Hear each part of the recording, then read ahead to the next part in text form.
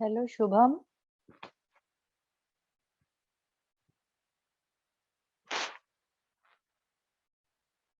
Hello Shubham.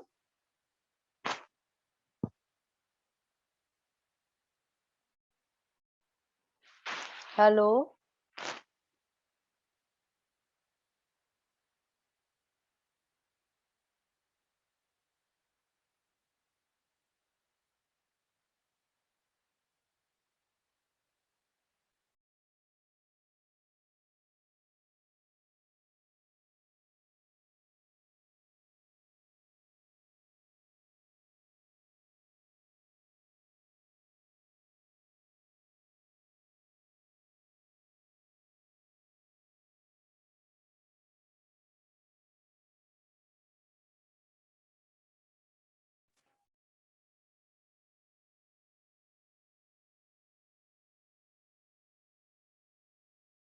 2 minute.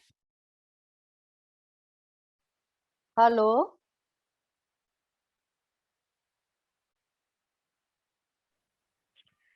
Good hello. Afternoon ma'am. Good afternoon. क्या सब लोगों ने ज्वाइन कर लिया है? हेलो। अभी कुछ लोग नहीं ज्वाइन किए मैम। ओके। और 5 मिनट वेट कर लेते हैं, फिर हम लोग शुरू करते हैं। नमस्ते मैम। नमस्ते। सब लोग का वीडियो ऑफ है तो पहचान नहीं रहे हैं कौन बोल रहा है। Ma'am Vaishali. Okay. Hello Vaishali. प्रणाम मैम। खुश रहिए। आलोक बोल रहा हूँ मैम। ओके। नमस्ते मैम, मैं राहुल बोल रहा हूँ। ओके, नमस्ते राहुल।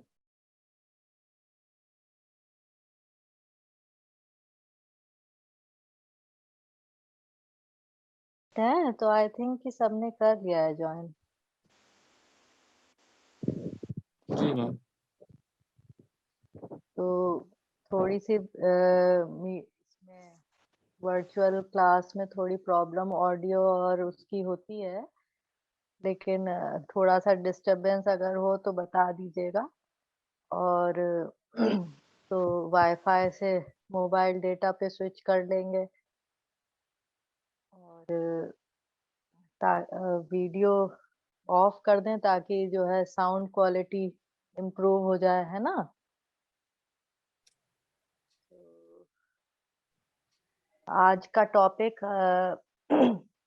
जो हमने लिया है वो study of gramophone records, electronic devices, disc and tapes and computer है।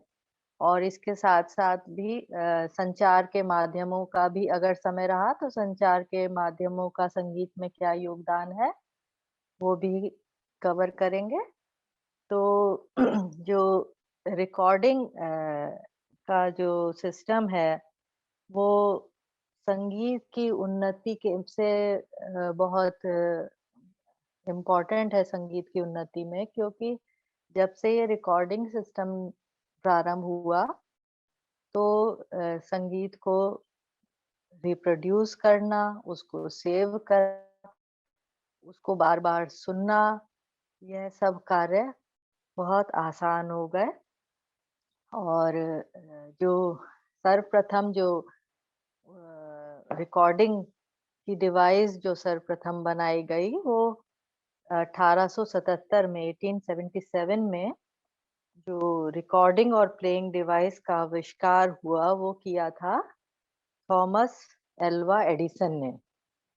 और जो डिवाइस उन्होंने बनाई थी उसको उन्होंने कहा फोनोग्राफ। लेकिन जो फोनोग्राफ था उसकी जो साउंड क्वालिटी थी वो बहुत अच्छी नहीं थी और रिकॉर्डिंग एक ही बार की जा सकती थी।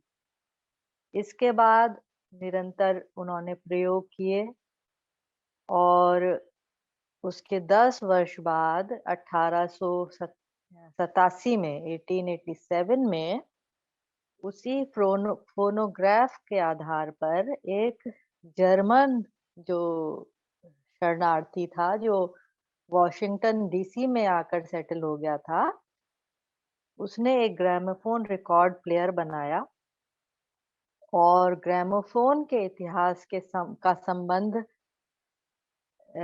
इसके प्रथम रूप फोनोग्राफ से है और फिर फोनोग्राफ का परिवर्तित रूप ही ग्रामोफोन है और जिसने 1887 में काफी प्रसिद्धि प्राप्त की और यह एक फ्लैट डिस्क के रूप में था जो अपनी धुरी पर ग्रूव पर घूमता था। इससे पूर्व जो फोनोग्राफ था वह सिलेंडर के शेप में था जिसे थॉमस एल्वा ने बनाया था, जिसका भी हमने बात की। फोनोग्राफ बनाया था थॉमस एल्वा एडिसन ने, तो वो उसकी शेप सिलेंडर की शेप थी और जो ये बनाया डिस्क शेप में, ये बनाया एक जर्मन शरणार्थी जिसका नाम था एमाइल बर्लिनर। तो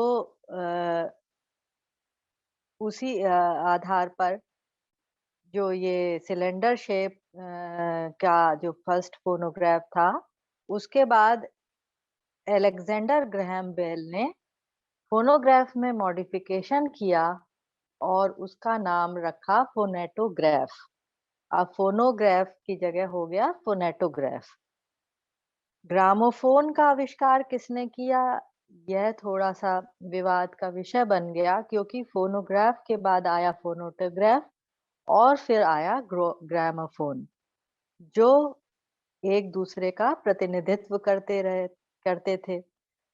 तो लेकिन संगीत उद्योग के क्षेत्र में जब ग्रामोफोन को पेटेंट करने की बात आई तो उसका श्रेय जर्मन शरणार्थी जो वॉशिंगटन डीसी में सेटल हो गया था, एमाइल बर्निलर, उसी को दिया जाता है। इन्होंने ही रिकॉर्ड और प्लेबैक डिवाइस को सिलेंड्रिकल टिन फॉयल के रूप में, जो सिलेंड्रिकल टिन फॉयल का रूप था उसको डिस्क फॉर्म में चेंज कर दिया। और जो पहली रिकॉर्डिंग इस फोनोग्राफ पर हुई थी वो थी Mary had a little lamb, जो ये इंग्लिश की कविता है, इसकी रिकॉर्डिंग सर्वप्रथम हुई थी। और जो ये रिकॉर्डिंग की जानकारी इसके अलावा कोई और उपलब्ध नहीं है, लेकिन जो कुछ उपलब्ध है जानकारी उसके अनुसार एक रिकॉर्डिंग में किसी आदमी की आवाज थी जिसने शेक्सपियर के हैमलेट से कुछ पंक्तियां बोली और दूसरी आवाज उस आदमी की थी जिसने उस डिवाइस का विवरण पढ़कर सुनाया था। तो निश्चित रूप से जो ये ग्रामोफोन का इन्वेंशन हुआ, संगीत के इतिहास में एक रेवोल्यूशन था, एक क्रांति थी और संगीत उद्योग के लिए वरदान साबित हुआ। साथ ही साउंड इंजीनियरिंग जैसे एक व्यवसाय को भी प्रश्रय मिला।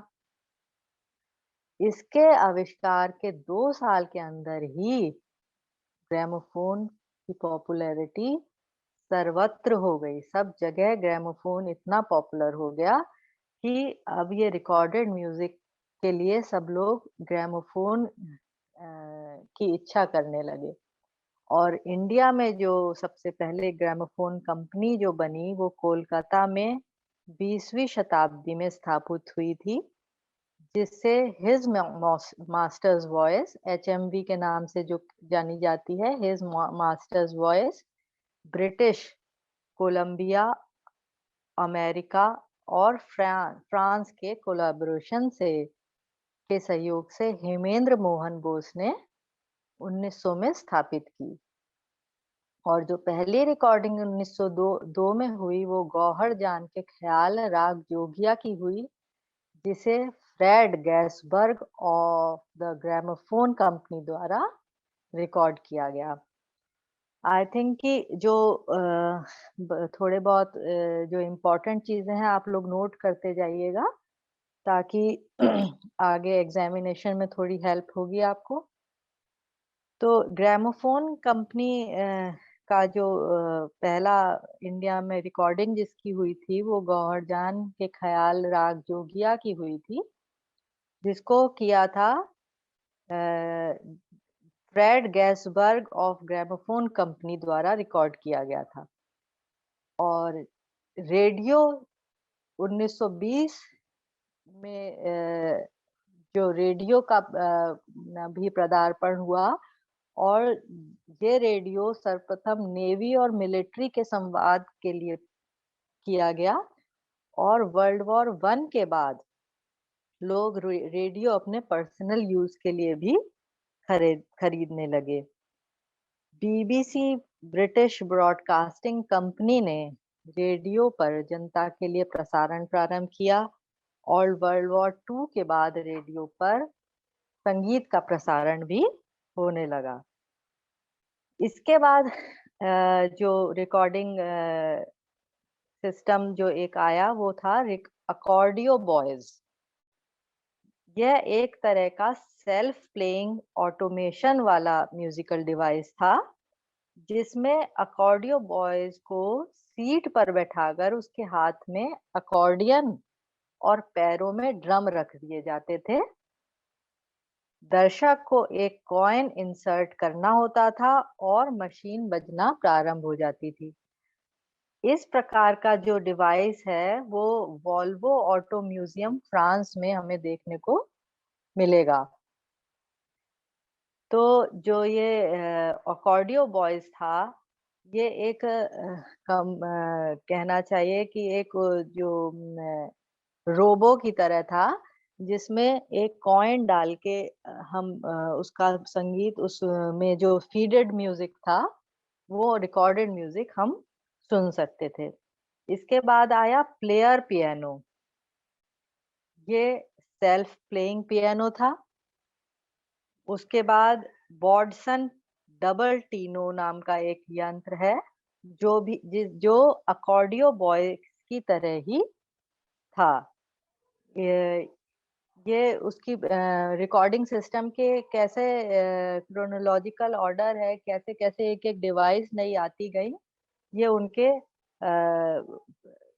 नाम है। तो उसके बाद बॉडसन डबल टीनो के बाद आया स्टीम कैलिओप्स, और फिर ऑटोमेशन पाइप ऑर्गन। ये जो ऑटोमेटिक पाइप ऑर्गन था, जो ये भी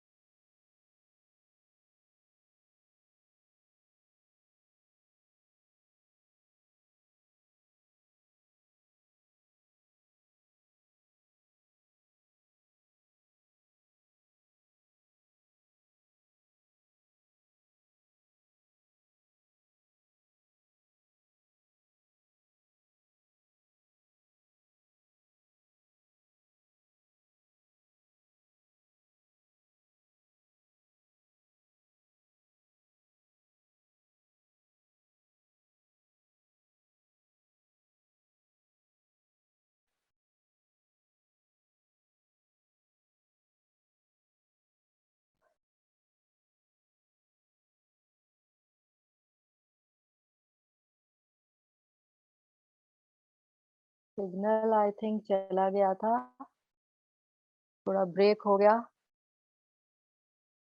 हेलो, आप लोगों को सुनाई दे रहा है? मैम यस मैम, अब जी सुनाई दे रहा है।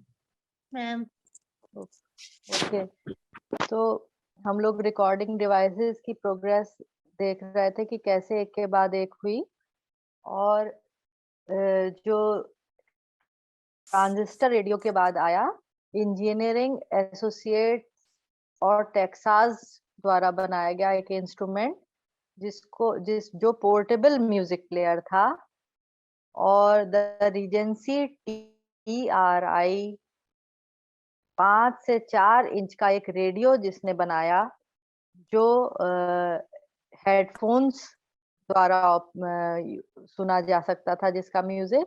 और यह मशीन टीनेजर्स में काफी पॉपुलर हुई, क्योंकि यह एक ट्रांजिस्टर रेडियो था जिसको हेडफोन्स लगाकर, और एक पोर्टेबल डिवाइस था जिसको कैरी करना भी आसान था।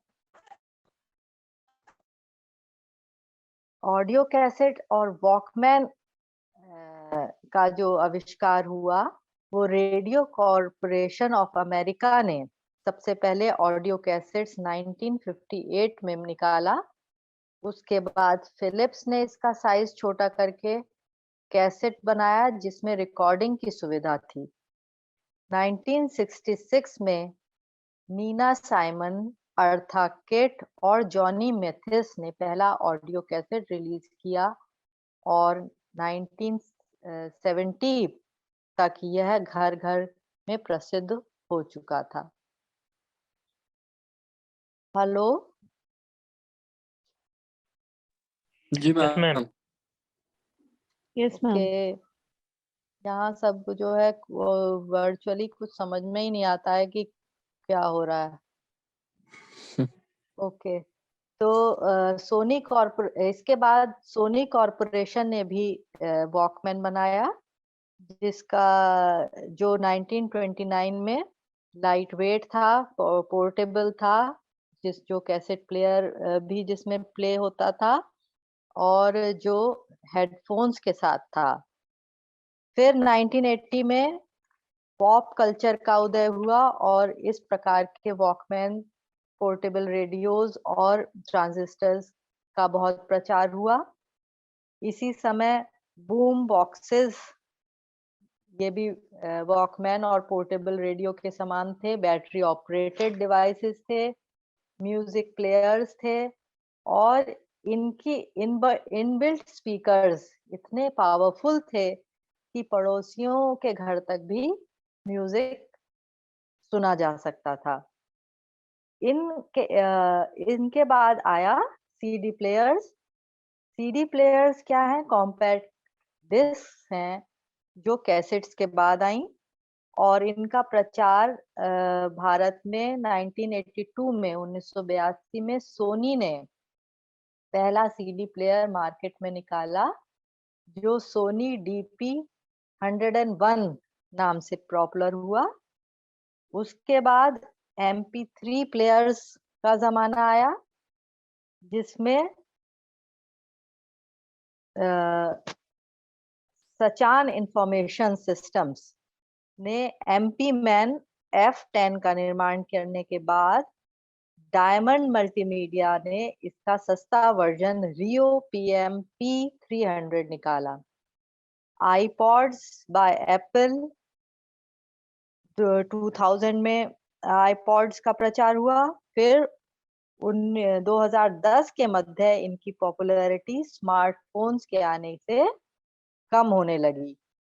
इंटरनेट बेस्ड म्यूजिक में यूट्यूब ने 2005 में लॉन्च किया, जिसमें स्पॉटिफाई के द्वारा अधिक से अधिक अपनी इच्छा से सेलेक्ट करके गाने सुन सकते हैं। जिसमें इसके अतिरिक्त अमेज़न म्यूजिक है, जो म्यूजिक के अनेक इंटरनेट वाले प्लेटफॉर्म्स हैं, और फिर गाना.com, एप्पल म्यूजिक, यूट्यूब म्यूजिक आदि कई म्यूजिक के प्लेटफॉर्म है। तो हम रिकॉर्डेड म्यूजिक ग्रामोफोन से लेकर आज इंटरनेट तक, इस प्रकार हमने देखा कि किस प्रकार जो संगीत के क्षेत्र में ये प्रगति बहुत हेल्पफुल हुई।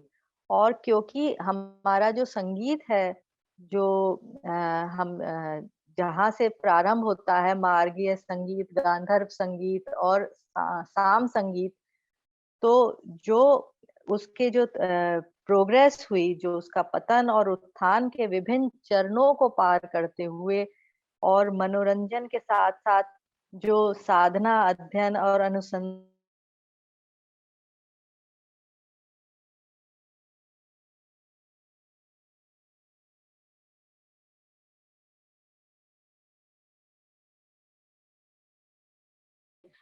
उस वर्ग के संगीत विशेष को संकुचित दायरे से निकालकर जन साधारण तक प्रचलित करने के उद्देश्य से ये रिकॉर्डिंग डिवाइसेस का बहुत हेल्प मिली।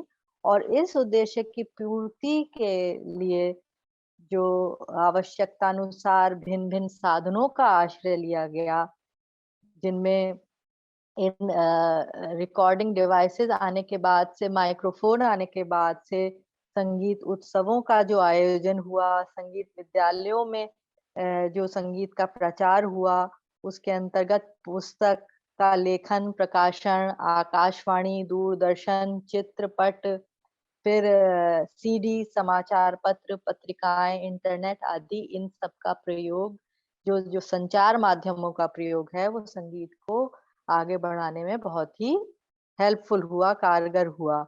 और संचार और मानव समाज जो संचार के माध्यमों द्वारा जो मानव की प्रगति हुई, और एक के बिना दूसरे का जो अस्तित्व सामने आया, उससे जो हमारी जो जिज्ञासा है, हमारी जो किसी भी चीज को लेकर जानने की जो इच्छा है, वो इन संचार माध्यमों के माध्यम से हमने बखूबी प्राप्त की। और संचार के क्षेत्र में जो ये अद्भुत विकास हुआ, वो इसकी अवस्था जो आज हम जिस अवस्था में हैं, वो इन्हीं सभी संचार माध्यमों की हेल्प से हैं।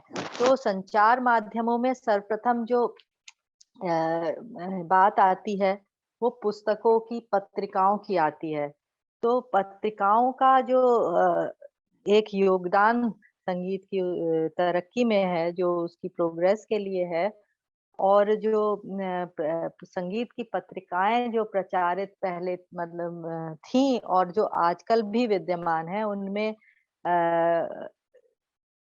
उनकी हेल्प से हम अपने प्राचीन इतिहास की जानकारी और जो अभी करंट में जो भी विषय चल रहे हैं, उसके विषय में जो जानकारी है, हमें इन पत्रिकाओं के माध्यम से प्राप्त होती है। और क्योंकि जो हमारा जो आधुनिक युग है, वो विज्ञान का युग है, और जीवन का कोई भी क्षेत्र ऐसा नहीं है जो विज्ञान से प्रभावित ना हुआ हो, तो कला भी हमारी निश्चित रूप से प्रत्यक्ष और परोक्ष रूप से विज्ञान से प्रभावित है।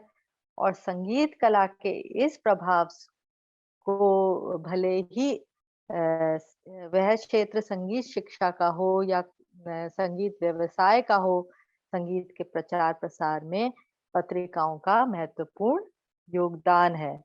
तो इस वैज्ञानिक क्रांति के चलते जब लिखित सामग्री आज उपलब्ध है, उसके लिखित सामग्री उपलब्ध है, लेकिन फिर भी इलेक्ट्रॉनिक उपकरणों का प्रयोग अधिक हो गया है।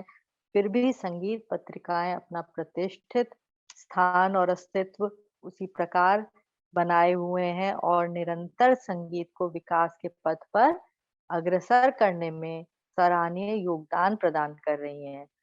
तो आज संगीत के क्षेत्र में बहुत सी पत्रिकाएं प्रकाशित हो रही हैं। ये पत्रिकाएं संगीत की सामग्री से सुसज्जित होकर नियमित रूप से मासिक, द्वैमासिक, त्रैमासिक, अर्धवार्षिक, वार्षिक रूप से प्रकाशित होती हैं। और भारत में संगीत की जो पहली मासिक पत्रिका थी, वो दक्षिण भारत की चिन्न स्वामी मुदलियार की अंग्रेजी भाषा में oriental music in staff notation कही जाती है, जो 19वीं शताब्दी के अंत में प्रकाशित हुई थी।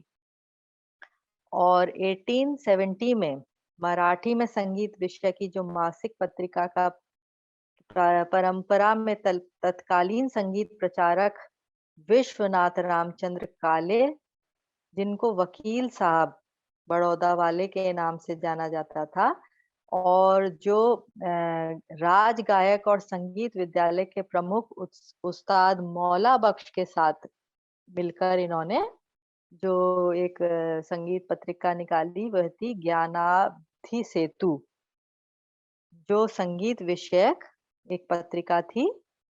और 1883 में संगीत दर्पण नाम की द्वैमासिक पत्रिका का प्रकाशन हुआ।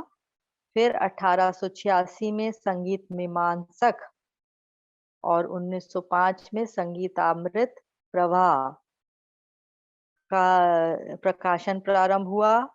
फिर 1932 में द्वैमासिक भारतीय संगीत, लक्ष्य संगीत और सरछंदा आदि संगीत पत्रिकाएं प्रकाशित हुईं, जिनका प्रकाशन कुछ समय पश्चात बंद हो गया।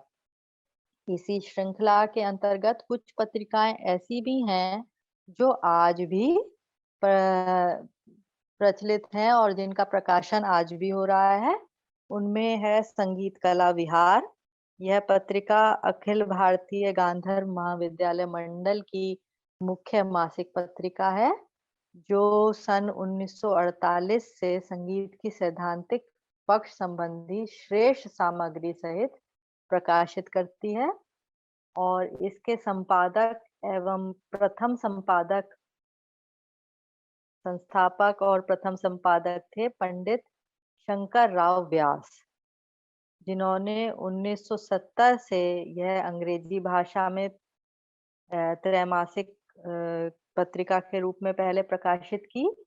फिर इस पत्रिका को महाराष्ट्र साहित्य संस्कृत मंडल और संगीत नाटक अकेडमी नई दिल्ली द्वारा मान्यता प्राप्त हुई और इसे अनुदान प्राप्त हुआ।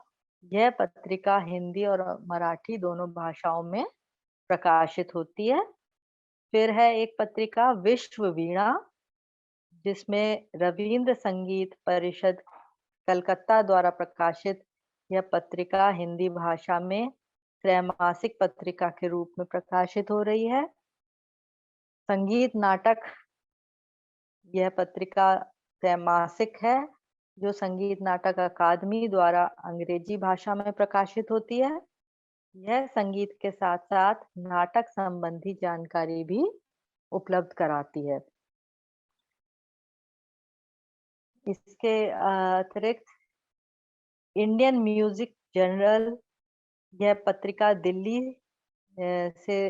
दिल्ली संगीत समाज द्वारा अंग्रेजी में अर्धवार्षिक पत्रिका के रूप में प्रकाशित हो रही है।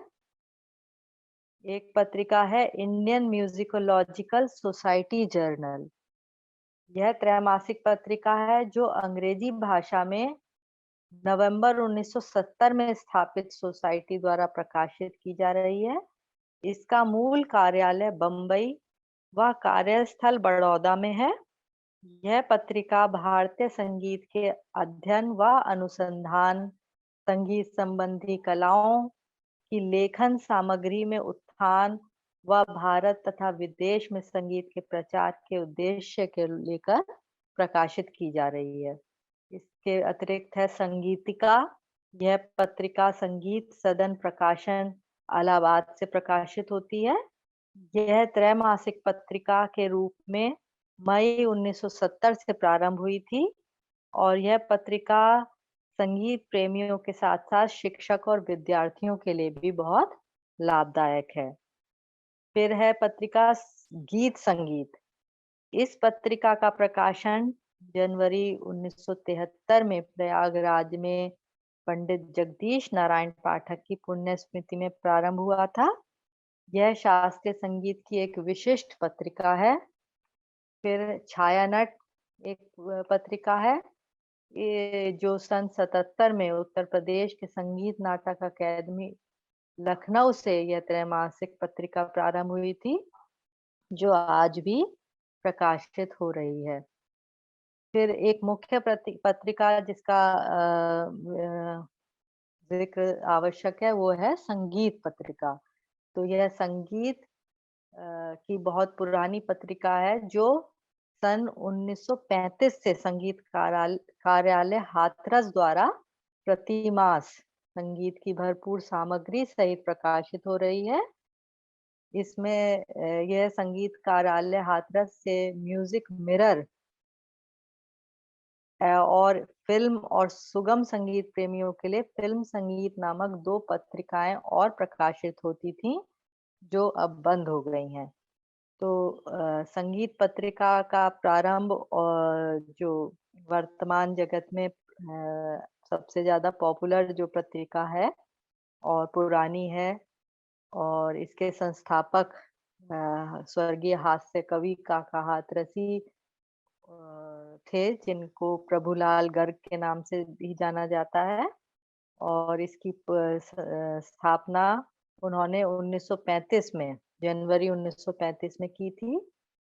ब्रज की पावन भूमि पर जन्म लेने के कारण वो यह पत्रिका, जिसका उदय संगीत मासिक पत्रिका के रूप में हुआ 1935 में, काका हाथरसी द्वारा हुआ। और इसके संस्थापक सर्वप्रथम काका हाथरसी थे, उसके पश्चात लक्ष्मी नारायण गर्ग इसके संस्थापक रहे, मुकेश गर्ग रहे, और आजकल सुधा पटवर्धन इसकी संपादक हैं।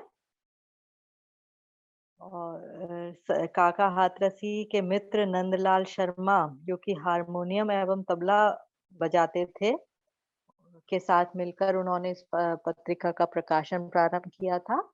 और प्रारंभ में यह पुस्तक हारमोनियम, तबला और बांसुरी सिखाने वालों के लिए थी, सीखने वालों के लिए प्रकाशित की गई थी। और फिर उसके बाद उन्होंने म्यूजिक मास्टर नाम से एक पुस्तक आगे और निकाली, जो संगीत पत्रिका के प्रकाशन का आधार बनी। और 1935 में जब इस पत्रिका का प्रकाशन प्रारंभ हुआ, तो उस समय संगीत का स्वरूप कुछ संकुचित था, अध्ययन में संगीत बिल्कुल नहीं था, लेकिन पुरानी पद्धति से संगीत का गायन, वादन और नृत्य किया जाता था। संगीत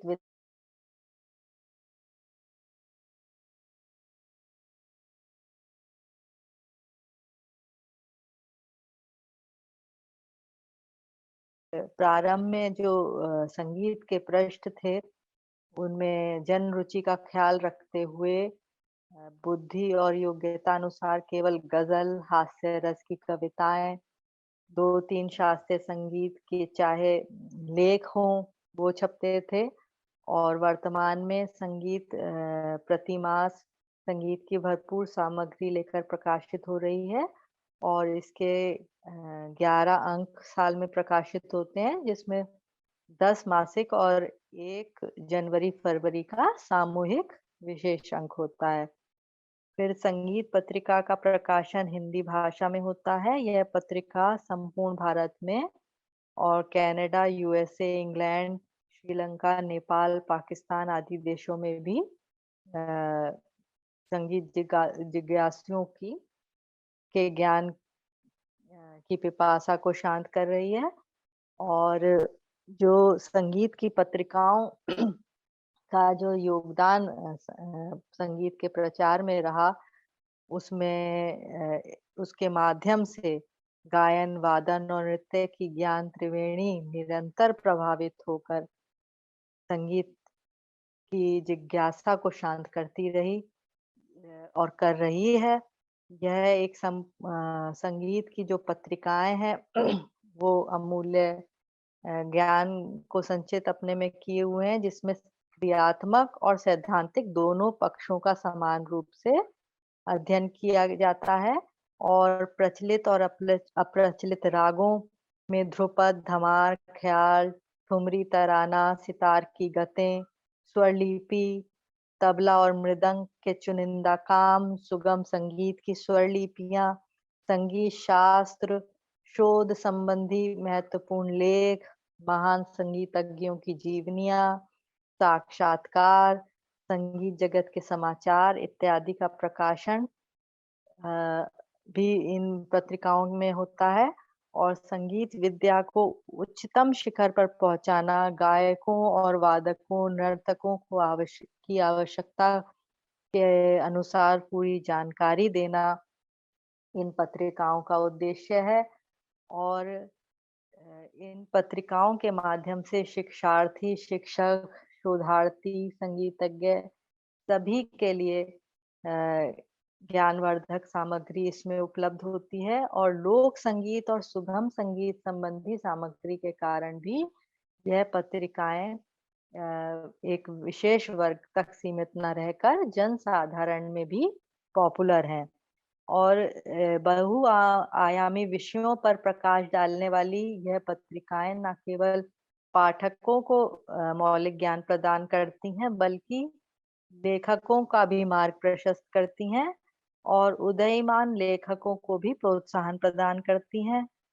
इस पत्रिका के माध्यम से संगीत की विलुप्त होती विधाओं को भी प्रोत्साहन मिलता है और उनके संरक्षण कार्य को भी बढ़ावा मिलता है।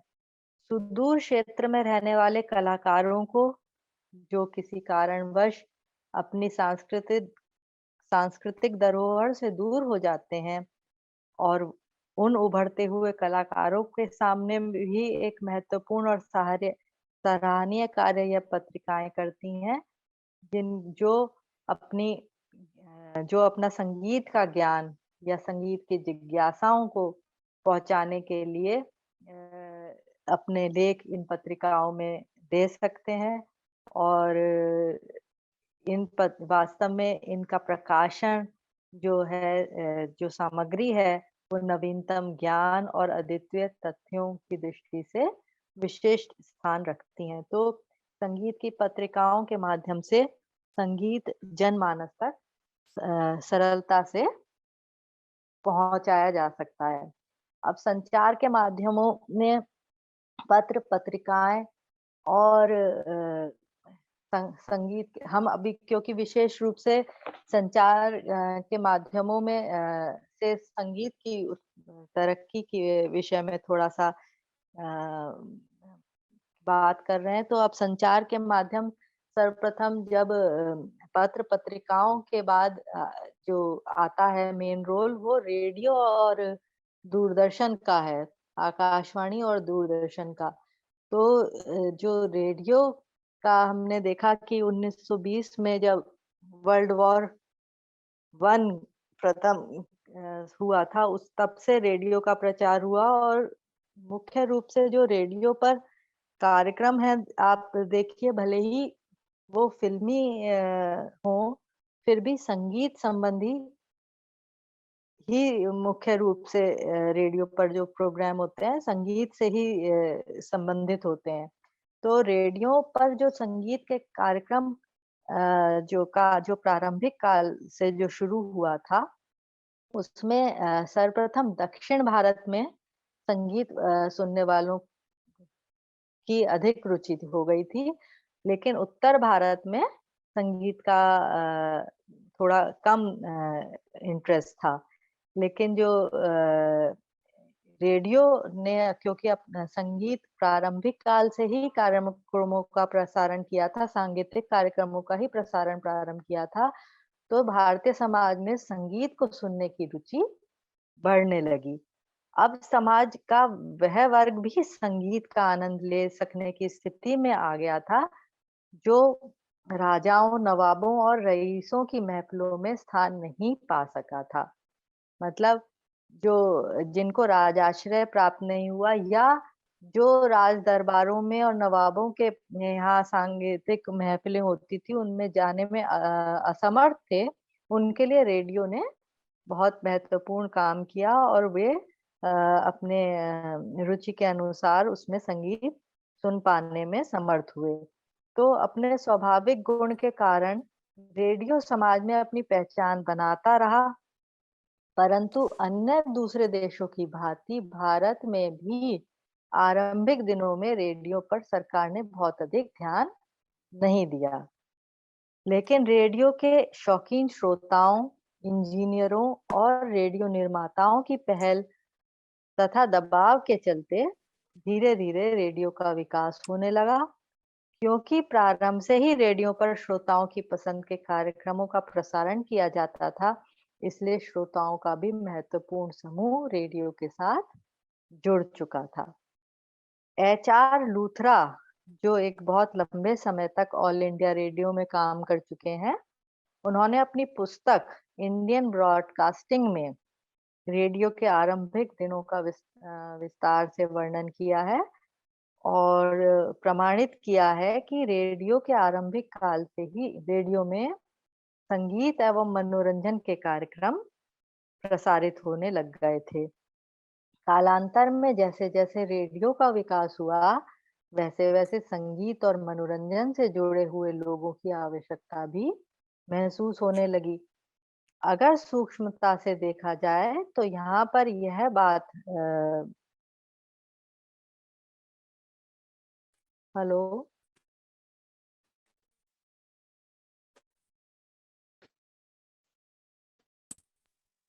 जी मैम। हेलो? हाँ, तो रेडियो का विकास समाज में विभिन्न कारणों से अपना स्थान बनाने में कामयाब रहा और अधिकारियों ने संगीत और मनोरंजन से संबंधित कार्यक्रमों को अधिक प्रसारित करना प्रारंभ कर दिया, ताकि ज़्यादा से ज़्यादा लोग रेडियो के साथ जुड़ सकें। और सौभाग्य की बात है कि उनका यह विचार सही था। निस्संदेह लोग इस प्रकार के प्रसारणों के कारण रेडियो की ओर आकर्षित हुए और रेडियो ने संगीत और संस्कृति को एक नई पहचान दिलाई। वहीं रेडियो के बुरे दिनों में संगीत और संस्कृति पर आधारित कार्यक्रमों ने भी रेडियो को महत्वपूर्ण सहयोग प्रदान किया।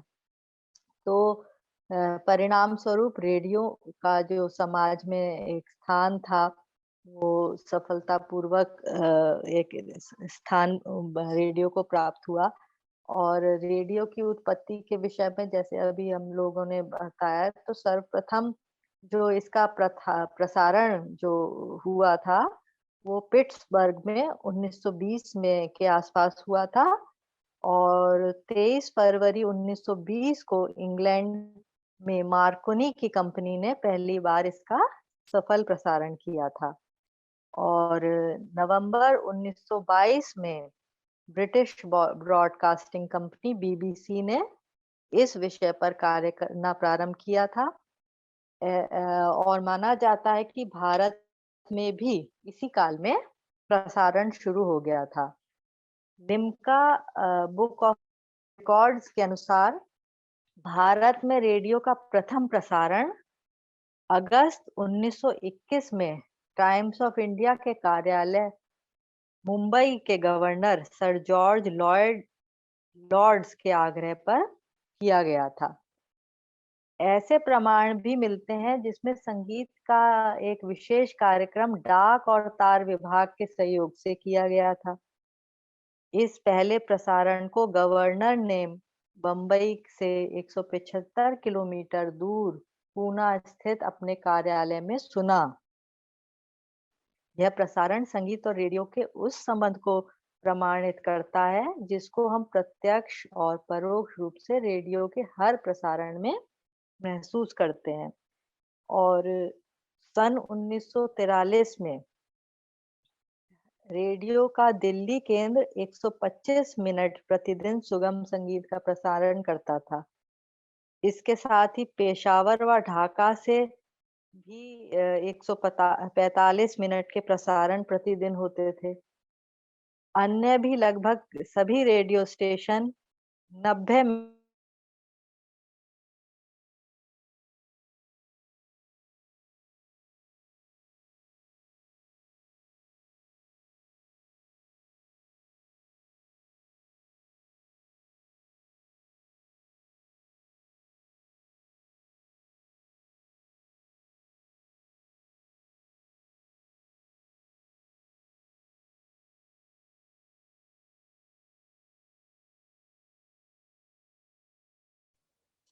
90मैम आपका आवाज नहीं आ रहा।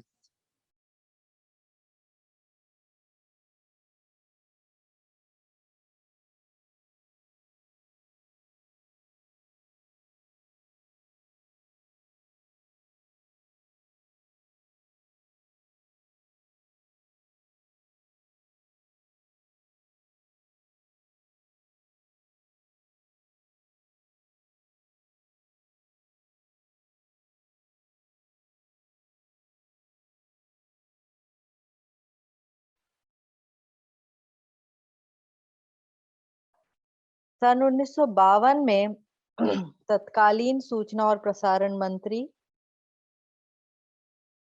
केसकर द्वारा शास्त्रीय संगीत के कार्यक्रमों को रेडियो से अधिक मात्रा में प्रसारण से संबंधित अनेक कार्यक्रमों का आयोजन प्रारंभ किया और पहली पंचवर्षीय योजना के तहत संगीत वार्ता, संगीत नाटक, रूपक आदि के अखिल भारतीय कार्यक्रम आरंभ किए गए। सन 1952 से 61 ईस्वी का काल बीवी केसकर का रहा और इनके प्रयासों से संगीत और रेडियो कदम से कदम मिलाकर चल सका और विकास का ऐसा दौर चला कि इस काल को संगीत के प्रसारण की दृष्टि से रेडियो का स्वर्ण युग कहा जाना चाहिए। और हमारी विविध भारती सेवा आज भारत के अलावा पाकिस्तान, नेपाल, श्रीलंका, बांग्लादेश और पूर्वी एशिया के कई देशों में भी सुनी जा रही है। तो देखिए कि रेडियो का कितना महत्वपूर्ण योगदान है संगीत को प्रसारित करने में। और रेडियो के प्रसारण में लगभग 60% भाग फिल्म संगीत के कार्यक्रमों का है और बाकी समय भक्ति संगीत, डिवोशनल म्यूजिक का, सुगम संगीत का, शाब्दिक कार्यक्रमों का, जिनमें इसके अतिरिक्त लघु नाटिकाएं, बातचीत, वार्ताएं, न्यूज बुलेटिन्स, इंटरव्यूज आदि के कार्यक्रम आते हैं। और कॉमर्शियल रेडियो जिसमें एफएम रेडियो आजकल पॉपुलर है, उसमें तो पूर्णतः फिल्मी कार्यक्रम और गीतों का ही प्रसारण 24 घंटे होता है। तो विविध भारती जो के द्वारा बहुत एफर्ट किया गया और डायरेक्ट टू होम सेवा का जो प्रसारण 24 घंटे सूचना और मनोरंजन के अन्य क्षेत्रों के साथ आकाशवाणी में के जो कार्यक्रम हैं उनमें बहुत ही महत्वपूर्ण रोल है जिसमें आकाशवाणी का। तो हम लोग कॉमर्शियल रेडियो से पहले जो ये हमारे सरकारी नेटवर्क पर जो प्रसार भारती द्वारा प्रायोजित कार्यक्रम है उनके द्वारा ही शास्त्रीय हम लोग क्योंकि मेनली अपने शास्त्रीय संगीत ओरिएंटेड प्रोग्राम की बात कर रहे हैं तो वो केवल उसी पर ही प्रसारित होते हैं। और शास्त्रीय संगीत के लिए आकाशवाणी द्वारा प्रातःकाल, मध्याह्न काल और रात्रिकालीन प्रसारण नियमित रूप से जो किए जाते हैं वो शास्त्रीय संगीत को प्रचारित करने में बहुत ही लाभदायक हुए हैं। एक आजकल जो एक चैनल चलता है रागम, जो 24 घंटे हिंदुस्तानी और कर्नाटक संगीत का प्रसारण करता है। और प्रसार भारती के प्रयासों से आकाशवाणी और दूरदर्शन के कार्यक्रमों को अब ऐप के माध्यम से भी अपने स्मार्टफोन पर हम इंस्टॉल करके कभी भी कहीं भी अपनी सुविधा अनुसार सुन सकते हैं। तो जो इस प्रकार जो रेडियो का जो हमारे जीवन में एक महत्वपूर्ण रोल है, उसी के साथ साथ दूरदर्शन का भी संचार के माध्यमों में काफी लोकप्रिय एक मीडियम है दूरदर्शन। तो टेलीविजन अपना जो रोल है उसका अभी आजकल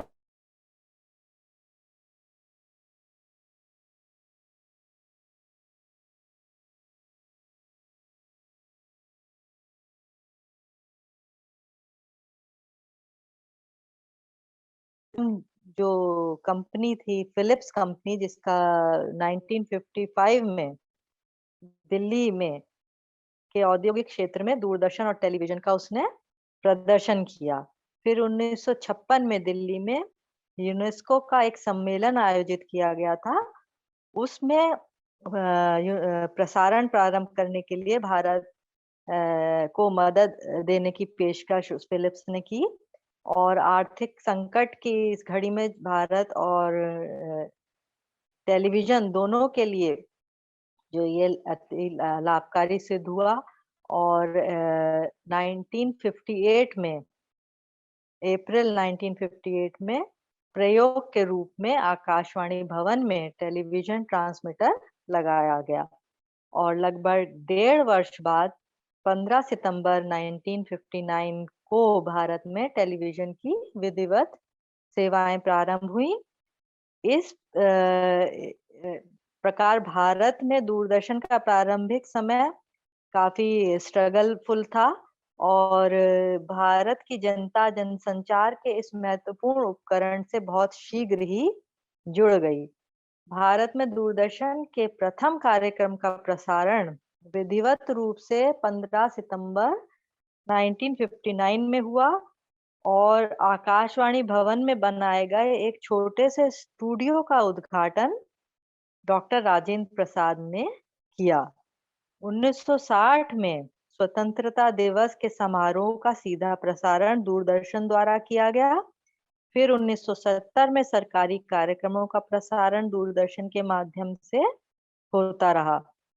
इसका प्रसारण एक निश्चित समयावधि के लिए किया जाता था और शुरुआत में टेलीविजन को खरीदकर देख पाना थोड़ा असंभव कार्य था क्योंकि प्रारंभिक दौर में इसकी कीमत बहुत ज्यादा थी। टेलीविजन के प्रारंभिक दिनों में मंगलवार और शुक्रवार को सप्ताह में 2 दिन केवल 60 मिनट की अवधि के लिए कार्यक्रमों का प्रसारण किया जाता था। इनमें से 40 मिनट सूचना से संबंधित कार्यक्रमों के लिए थे और बाकी 20 मिनट में मनोरंजन से संबंधित कार्यक्रमों का प्रसारण किया जाता था। इस प्रकार भारत में टेलीविजन के प्रारंभ से ही संगीत और मनोरंजन पर आधारित कार्यक्रमों का प्रसारण आरंभ हो गया था और दूरदर्शन का यह एक प्रायोगिक काल था और इस प्रायोगिक काल में दूरदर्शन अपनी परीक्षा में उत्तीर्ण हो गया और 61 में इसने अपना नियमित प्रसारण प्रारंभ कर दिया।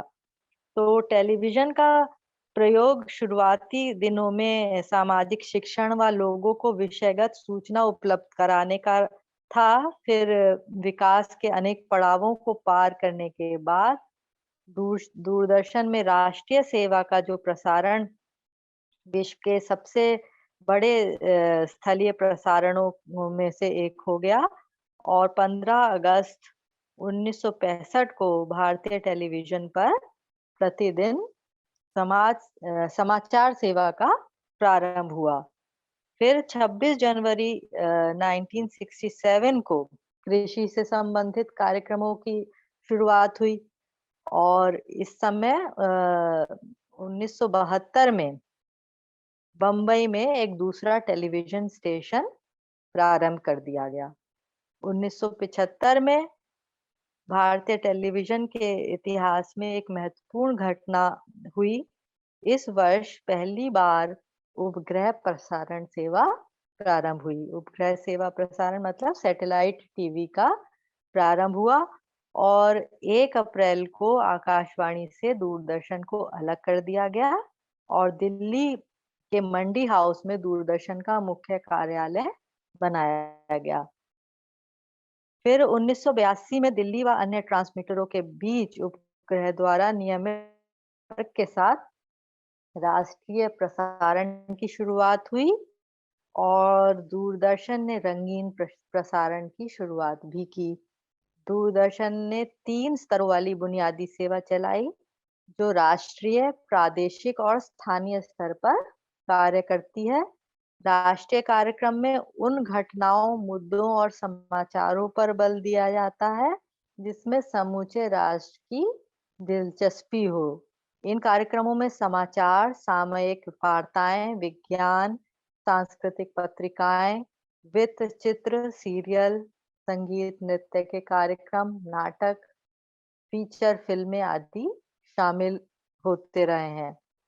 और उस समय टेलीविजन पर विज्ञापन नहीं के बराबर आते थे और टेलीविजन पर शिक्षा, मनोरंजन व समाचार के प्रसार में एक सशक्त माध्यम बनके टेलीविजन एक सशक्त माध्यम बनके उभरा और लोगों ने इसको समझा, सराहा और अपने जीवन में इसको एक विशेष स्थान प्रदान किया। 1982 से 83 में भारत में हुए जो एशियाई खेल जो आयोजन किया गया था, उनका सीधा प्रसारण भी सफलतापूर्वक दूरदर्शन द्वारा किया गया। फिर 15 जुलाई 84 को देश का पहला प्रायोजित कार्यक्रम हम लोग धारावाहिक के रूप में सामने आया और टेलीविजन से अनेक धारावाहिकों का प्रसारण क्रम शुरू हो गया। तो टेलीविजन पर समसामयिक विषयों के कार्यक्रम प्रदर्शित किए गए, जिसमें शिक्षा और मनोरंजन सारी सब चीजों का समावेश था और काफी पॉपुलर टेलीविजन हमारे देश में हो गया। और इसमें जो है कार्यक्रमों में रामायण 1987 में रामायण धारावाहिक का प्रसारण हुआ और इसकी लोकप्रियता इतनी बढ़ गई कि सारे इसने रिकॉर्ड तोड़ दिए। और 1992 में देश का पहला निजी टेलीविजन चैनल जी टीवी नाम से हरियाणा के उद्योगपति सुभाष चंद्र ने शुरू किया। इसके अगले वर्ष चेन्नई से कलानिधि मारन ने सन टेलीविजन का प्रसारण प्रारंभ किया और देश के सभी राज्यों की राजधानियों में केंद्र स्थापित किए जाने लगे और यहाँ से नियमित प्रसारण होने लगे। भारत में उपग्रह टेलीविजन की शुरुआत खाड़ी युद्ध के बाद हुई थी, जिसमें सन 1991 में अमेरिकी चैनल CNN ने खाड़ी युद्ध का प्रसारण किया, जो भारतीय केबल ऑपरेटरों द्वारा खरीद लिया गया और डिश एंटीना उस समय काफी महंगा हुआ करता था और उसकी कीमत लाखों में थी, जो बाद में घटकर 25,000 रुपए रह गई थी। तो इस प्रकार जो भारतीय उद्योगपतियों ने इस प्रकार से डिश टीवी का प्रारंभ किया और अनेक पड़ावों को पार करते हुए दूरदर्शन अपने आधुनिक स्वरूप में पहुंचा। 90 के दशक में निजी चैनलों के विकास में और अधिक वृद्धि हुई और विदेशी चैनल BBC, CNN कई वर्षों तक अपना प्रमुख स्थान प्राप्त किए रहे। और प्रतियोगिता के इस दौर में दूरदर्शन के अधिकारियों ने निजी निर्माण करने वाली कंपनियों को भी निर्माण के अनेक अवसर दिए और परिणाम स्वरूप दूरदर्शन का एक और चैनल मेट्रो चैनल बनाया गया और इसमें मूलतः शहरी परिवेश और फिल्मों से संबंधित कार्यक्रम होते थे। इसके साथ समसामयिक कार्यक्रम भी विविधता लिए हुए थे। 90 के दशक में मनोरंजन प्रधान कार्यक्रमों के प्रसारण काफी लोकप्रिय हो गए और 1995 में अंतरराष्ट्रीय चैनल DD इंडिया का प्रारंभ हुआ। 1997 में प्रसार भारती कानून लागू हुआ और 1999 में दूरदर्शन पर खेल के चैनल की शुरुआत हुई। 26 जनवरी 2000 को शैक्षिक चैनल ज्ञान दर्शन का शुभारंभ हुआ। तकनीकी शिक्षा पर आधारित चैनल एकलव्य की शुरुआत हुई और 2003 में ये ज्ञानवर्धक चैनल ज्ञान दर्शन का प्रारंभ हुआ। 2006 में DD उर्दू नाम से दूरदर्शन के उर्दू चैनल का प्रारंभ हुआ और आज दूरदर्शन की गिनती विश्व के विशालतम नेटवर्क में होती है। आज इसकी पहुंच भारत देश के लगभग 90% जनसंख्या तक और इस समय 1137 छोटे बड़े टीवी ट्रांसमीटर कार्य कर रहे हैं। उपग्रह से अपलिंकिंग के माध्यम से राष्ट्रीय कार्यक्रमों का पूरा देश में प्रसारण होता है और बड़े से छोटे शहरों में, गांवों में लोग दूरदर्शन के जरिए देश विदेश में होने वाली हर छोटी बड़ी घटनाओं को देख लेते हैं। चाहे कारगिल का मामला हो या अयोध्या विवाद, वर्तमान समय में दूरदर्शन के द्वारा हमको सारे करंट अफेयर्स, सारी जानकारी उपलब्ध हो जाती है और यह एक मूलभूत दूरदर्शन एक मूलभूत आवश्यकता हम लोगों के जीवन की बन चुका है। सूचना, शिक्षा और मनोरंजन का जो वर्तमान समय में सर्व प्रमुख साधन है वो टेलीविजन है और टेलीविजन के सैकड़ों चैनल सूचना, शिक्षा, मनोरंजन से संबंधित कार्यक्रमों का प्रसारण कर रहे हैं और दूरदर्शन समाज का एक अनिवार्य अंग बन चुका है। छोटी उम्र के बच्चों से लेकर उम्र के आखिरी पड़ाव में पहुंचे हुए बुजुर्गों तक सभी के दैनिक जीवन का यह अभिन्न अंग है। हर उम्र, लिंग, व्यवसाय और व्यवहार के व्यक्तियों से संबंधित कार्यक्रम दूरदर्शन से प्रसारित होते हैं। इस प्रकार समाज का हर वर्ग दूरदर्शन के साथ घनिष्ठ रूप से जुड़ा हुआ है और भारत में 515 टेलीविजन चैनल अपना प्रसारण हिंदी में कर रहे हैं, अन्य भाषाओं में भी हैं जिनमें हिंदी के चैनल अधिक पॉपुलर हैं। और क्योंकि हम मूल विषय हमारा संगीत है तो हम संगीत से की जो बात करना चाहते हैं तो संगीत के जो चैनल हैं उसमें पार्श्व संगीत का जो प्रयोग है वो किसी न किसी रूप में अवश्य हो ही रहा है। रेडियो पर भी जो आदिवासी और दूर दराज और पिछड़े इलाकों के लिए संगीत के जो विशेष कार्यक्रम प्रसारित किए जाते हैं उसमें अनेक कार्यक्रम आदिवासियों की आवश्यकताओं को ध्यान में रखकर बनाए जाते हैं। उनके उत्थान के लिए आकाशवाणी अपने विशेष कार्यक्रमों द्वारा समय समय पर प्रसारित करती रहती है, जिसमें आदिवासी व पिछड़े इलाकों के जनजीवन, सभ्यता और संस्कृति, गीत, संगीत आदि के अनेक कार्यक्रमों का प्रसारण आकाशवाणी द्वारा किया जाता है और भारत की लगभग सभी भाषाओं के साथ-साथ सभी बोलियों में आकाशवाणी सूचना, शिक्षा, मनोरंजन के कार्यक्रमों का प्रसारण करती है।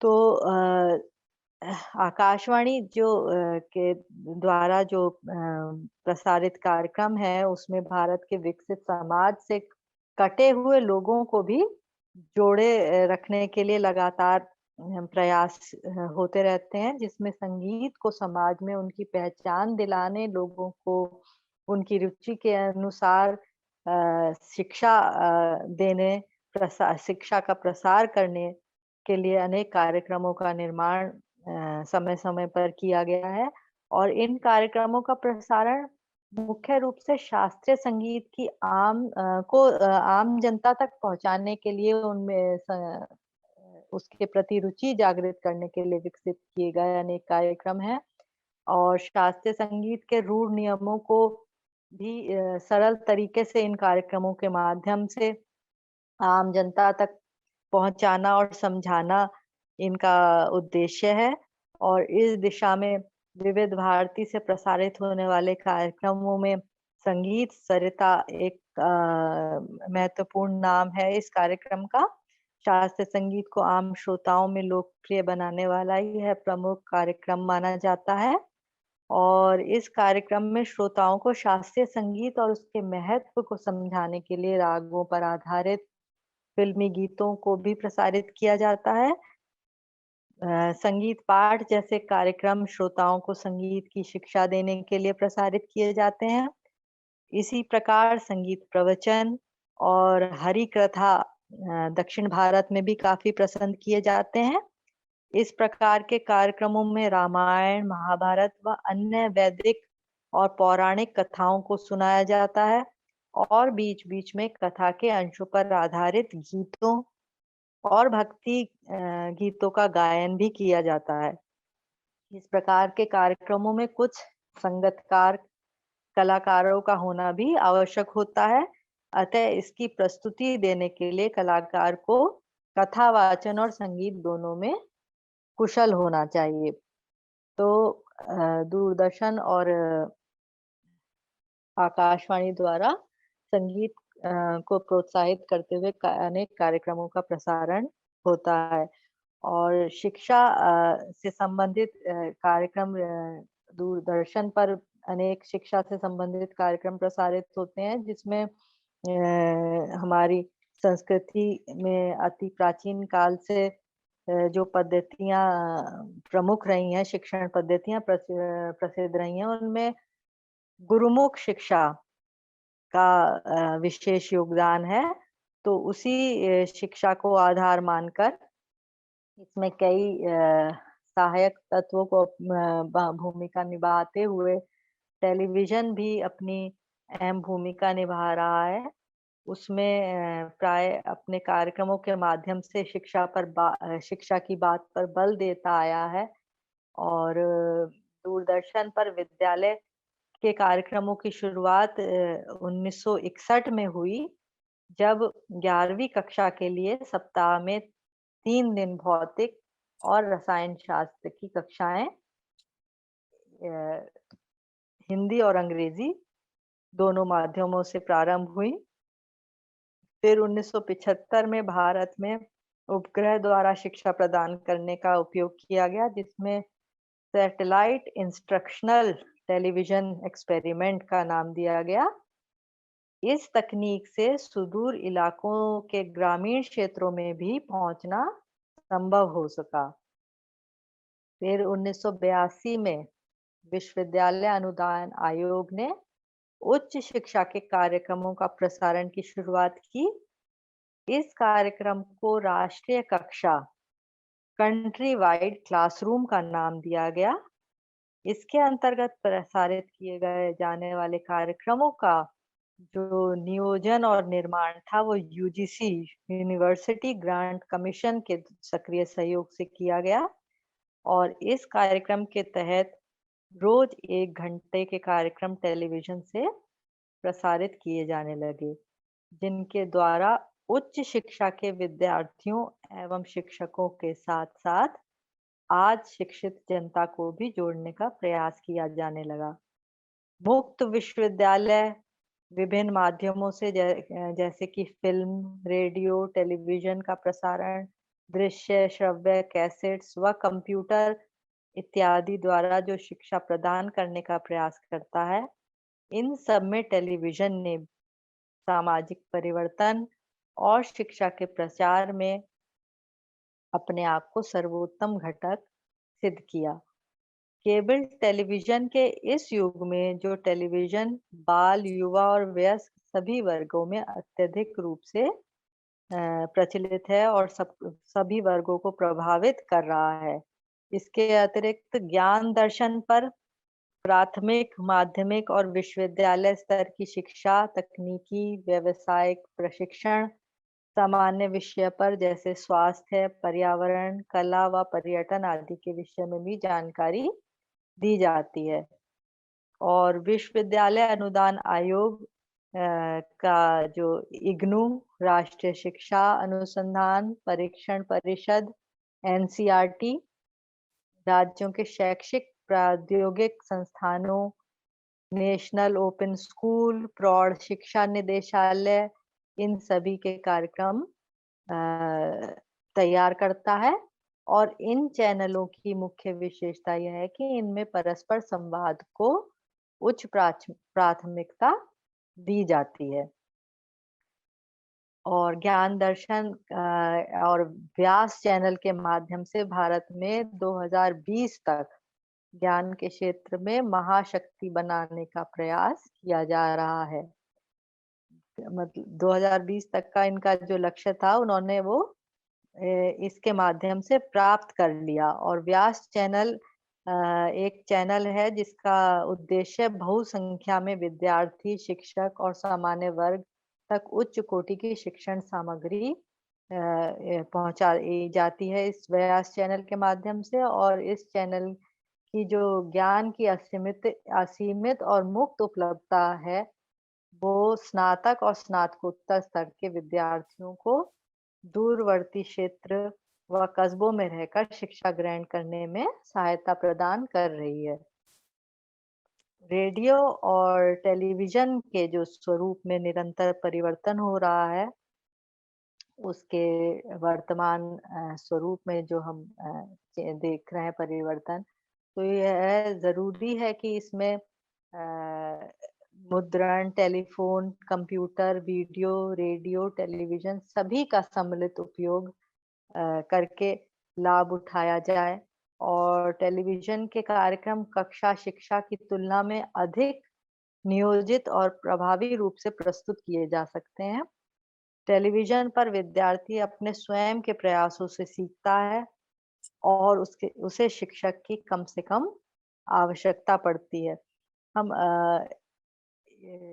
इस प्रकार देखिए कि टेलीविजन चैनलों द्वारा शिक्षा से संबंधित अनेक कार्यक्रमों का जो प्रसारण किया जा रहा है, उसमें कहीं न कहीं संगीत का अभाव हमें दिखाई दे रहा है, संगीत शिक्षा का अभाव ज़रूर दिखाई दे रहा है, क्योंकि संगीत से संबंधित कार्यक्रमों का प्रसारण ज्ञान दर्शन और व्यास चैनलों पर नहीं होता है, उसमें अन्य विषयों का होता है। क्योंकि संगीत तो एक प्रयोगात्मक कला है जिसको सुनकर ही सीखा जा सकता है और सुनकर ही सीखने की परंपरा रही है। तो संगीत शिक्षण से जो संबंधित प्रसारित होने वाले कार्यक्रम हैं, वो ठीक है, उपयोगी सिद्ध होते हैं, लेकिन संगीत शिक्षा से संबंधित कोई कार्यक्रम दूरदर्शन पर नहीं प्रसारित होते हैं। लेकिन संगीत शिक्षण से संबंधित कार्यक्रमों का प्रसारण टेलीविजन पर नहीं होता है, लेकिन फिर आजकल तो इंटरनेट का ज़माना है और हम लोग अपनी सुविधा अनुसार यूट्यूब पर किसी भी प्रकार से किसी भी कलाकार का संगीत सुन सकते हैं और आजकल तो ट्रेनिंग भी सिखाया यूट्यूब पर टीचर्स अपने क्लासेस भी लेते हैं और डायरेक्ट ऑनलाइन टीचिंग भी संगीत की हो रही है। तो टेलीविज़न और रेडियो एक माध्यम अवश्य है, जिनके द्वारा हम संगीत को सुन सकते हैं और उसको सीख सकते हैं, लेकिन आज टेक्नोलॉजी के इस युग में इन संचार माध्यमों के साथ-साथ हम इंटरनेट का भरपूर उपयोग करते हुए डायरेक्ट ऑनलाइन शिक्षण भी संगीत का प्राप्त कर रहे हैं।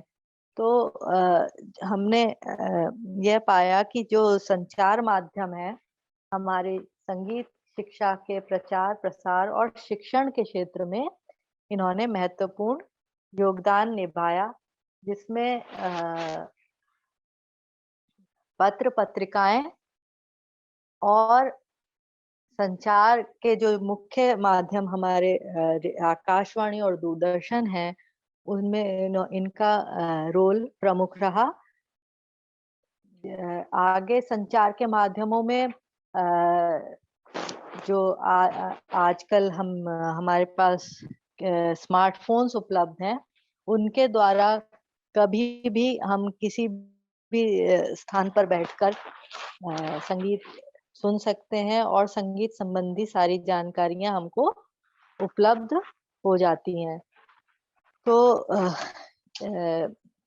इसमें जो तकनीकी रोल है, टेक्निकल रोल है, ये बहुत इम्पोर्टेंट है और आज भी जो टेक्नोलॉजी है, इसी के माध्यम से हम इतने विषम परिस्थिति में भी इस बीमारी के स्थिति में भी एक-दूसरे से संपर्क स्थापित आज कर पा रहे हैं। तो ये भी एक टेक्नोलॉजी का ही सहारा है और टेक्नोलॉजी ने ही हमें हेल्प किया कि आज हमारी कक्षाएँ वर्चुअल माध्यम से ही सही लेकिन होना संभव हो रही हैं। तो इसी टेक्नोलॉजी का पूर्ण उपयोग करते हुए हम अपने जीवन को सरल बनाने का प्रयास करें। और जहाँ तक संगीत विषय की बात करें तो हमारे संगीत के लिए इस तरह की टेक्नोलॉजी काफ़ी उपयोगी सिद्ध हो रही है। और जो भविष्य में भी हमें इसी प्रकार से आगे बढ़ने में सहायता प्रदान करती रहेगी। तो आज के जो हमारा जो मुख्य विषय था रिकॉर्डिंग सिस्टम से लेकर संचार माध्यमों में के द्वारा संगीत को प्रचारित और प्रसारित करने में जो उसका रोल रहा, जो मुख्य उद्देश्य रहा, उसके विषय पे थोड़ा-सा हमने अवलोकन किया, उसकी जानकारी प्राप्त की। और इस विषय में अगर आप लोगों पे कोई प्रश्न हो तो अवश्य पूछ सकते हैं, या अपने कोई इसमें जो कुछ और ऐड करना आप लोग चाहते हैं तो वो भी जो अपनी बात रख सकते हैं। आप बता सकते हैं कि हाँ, इसमें ये पॉइंट छूट गया जिसको हम और इसमें जोड़ सकते हैं, शामिल कर सकते हैं। तो कोई बताना चाहता है?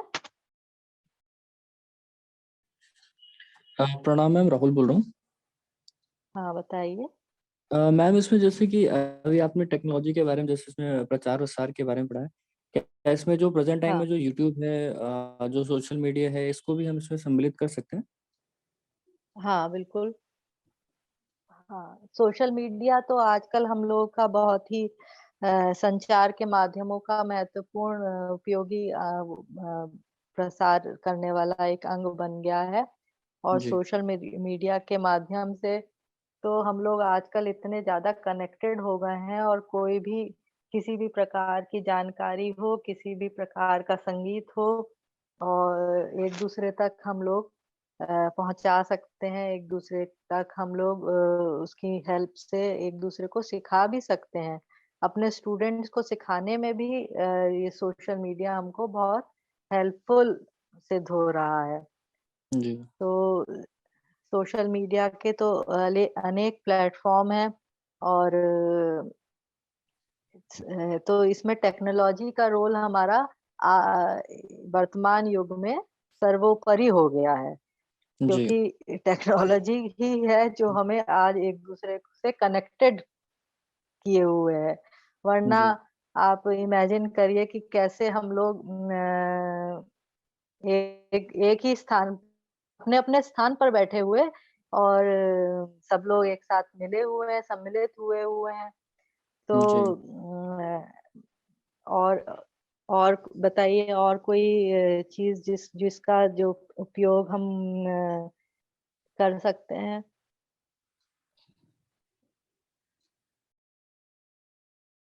रिकॉर्डिंग देखिए, रिकॉर्डिंग के जो डिवाइसेस हमारे प्रारंभिक काल से और जो आज तक हम देख रहे हैं, उसमें इतना चेंजेस आ गया है कि साउंड क्वालिटी और उसमें इतना परिवर्तन हो गया है कि अब हम माइन्यूट से माइन्यूट साउंड की और क्लैरिटी एक संगीत की में सुन सकते हैं, जो शायद पहले इतनी ज़्यादा नहीं थी रिकॉर्डिंग सिस्टम्स की। तो जी इसी कारण जो आजकल जो संगीत हम सुनते हैं, उनमें इंस्ट्रूमेंट्स जो साथ में बज रहे हैं, या किसी गायक या वादक का के स्वर को समझना, और ये सब बहुत मतलब पॉसिबल हो गया है। तो रिफाइंड टेक्नोलॉजी हो गई है बहुत ज़्यादा। जी जी। तो थैंक यू मैम। हाँ, बताइए। और कौन-कौन है क्लास में? अभी सब लोग जुड़े हुए हैं आई थिंक। जी मैम, सभी लोग तो हैं।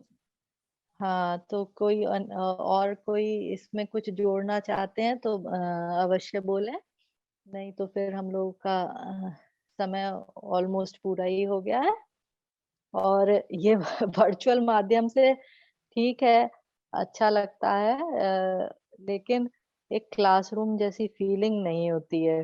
तो अकेले जी बोलते रहने का जो वो है, ऐसा लगता है कि खाली रूम में बैठे बोल रहे हैं। तो थोड़ा-सा इंटरैक्टिव हो तो ज़्यादा अच्छा लगता है, तो आप लोग भी बीच-बीच में अपने कमेंट्स और वो देते रहा करिए और जी कुछ बीच में हाँ, तो एक नीरसता का जो माहौल है वो नहीं बनेगा। जी चलिए फिर शुभम मैम अगर कनेक्टेड हैं तो उनसे पूछ लेते हैं।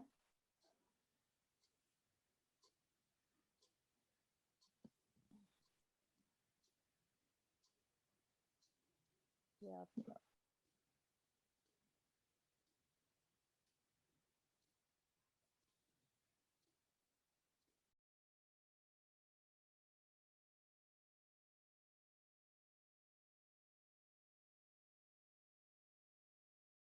ओके, ठीक है फिर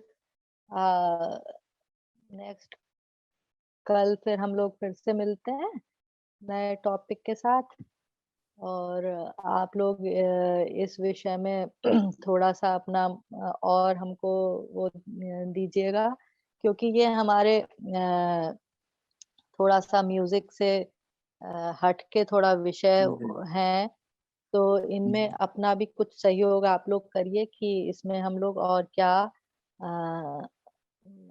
जोड़ सकते हैं।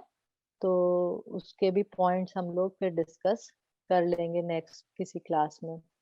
जी तो आज की मीटिंग फिर जी यहीं ओके ओवर करते हैं क्लास। जी मैम ठीक है, ओके देन। प्रणाम मैम। थैंक यू मैम नमस्ते ma'am okay, bye, Thank you, ma'am. Namaste. नमस्ते।